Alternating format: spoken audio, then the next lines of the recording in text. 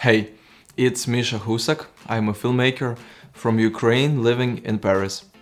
Welcome to my channel. Here I share my discoveries on cinematography and document my filmmaking journey. In today's video, I'd like to talk about the main gear I'm using in 2025.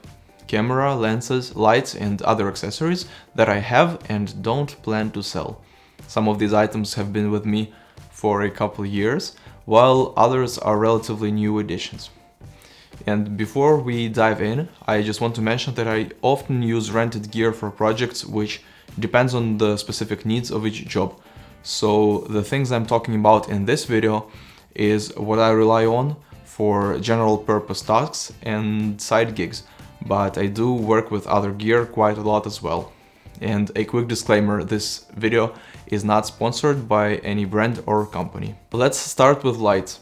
I have two light sources, both are LEDs from Aputure. The first one is a small Aputure MC. It's a compact RGB light panel with a built-in battery that gives about 30 minutes of autonomy on max brightness, but can be recharged quite fast and can be used while charging. A couple years ago they released a second version, an MC Pro, which is claimed to be 4 times brighter and has a couple other upgrades, but me personally I'm still okay with this original one. Helps a lot on close-ups or with still life shots. It also has magnets on the back, which is very helpful in some cases. I added to my pack an aluminum 16mm spigot with a 1/4 inch screw to be able to clamp it to a grip head, and a piece of cinefoil in order to be able to control the light beam. One thing I like about Aputure's approach is the Cirrus Link mobile app. Very intuitive, user-friendly. You can create groups of your light sources in order to synchronize them. And my second light source is an Amaran COB60X. It lights my face right now, but can be easily used outdoors as well, because you can power it with 2 NPF style batteries. The same kind of batteries that are often used to power external monitors, transmitters, etc. There are two versions, 60D, which is daylight only, so 5600 Kelvin only, and 60X, which is bicolor. That means you can have any color temperature in the range from 2700 to 6500 Kelvin. Again, that's the one I have, and I recommend taking this one if you are doubting between the two. It comes with a lightweight foam carrying case, which still looks good after a year and a half of careful use. Inside you have a light source itself with a protective cap, a reflector, a diffusion cloth for the reflector, an AC adapter, a dual NPF battery plate, and a tilting stand adapter. The only issue for me is with the reflector. It creates a hot point in the middle, so you probably should always put a diffusion on top of it. Keep in mind that this light is made of plastic, so maybe not the best choice for harsh shooting conditions, but for studio use and for personal projects works perfectly. They also sell a specific handle for this light source, which I never purchased, but I got this tiny tripod instead, a Manfrotto Pixie, which replaces the hand grip but also works as a small tripod, obviously, if you need to put light on the ground. And last summer I added a small square softbox to my pack, mainly to be able to record these videos.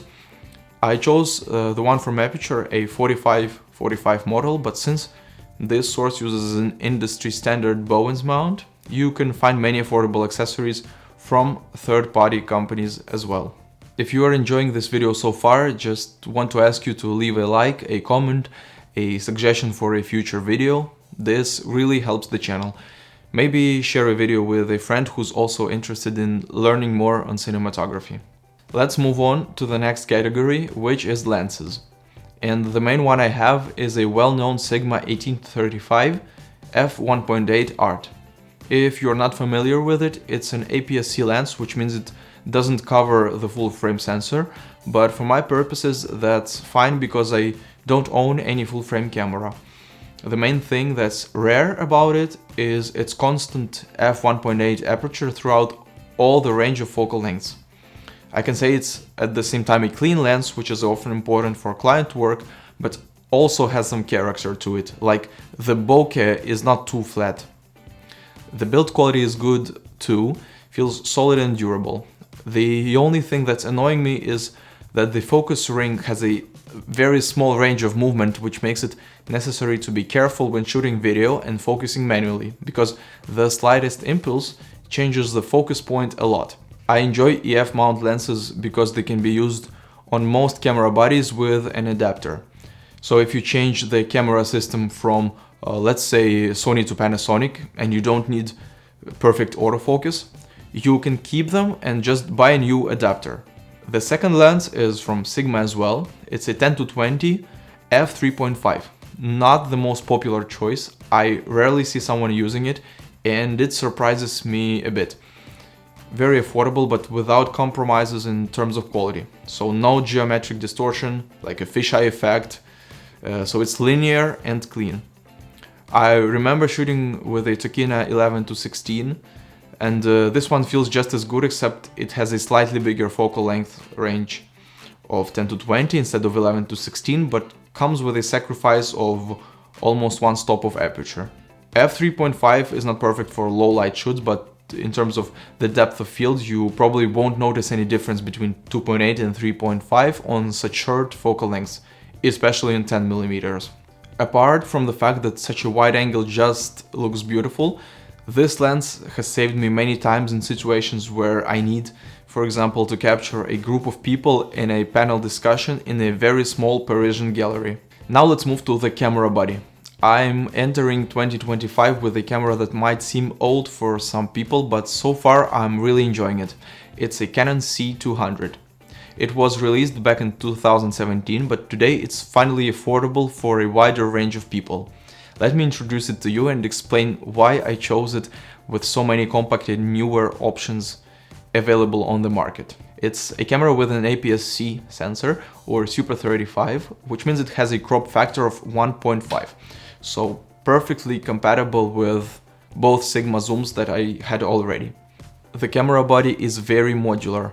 If you need to grip it somewhere, you just attach a battery and the lens and you're good to go.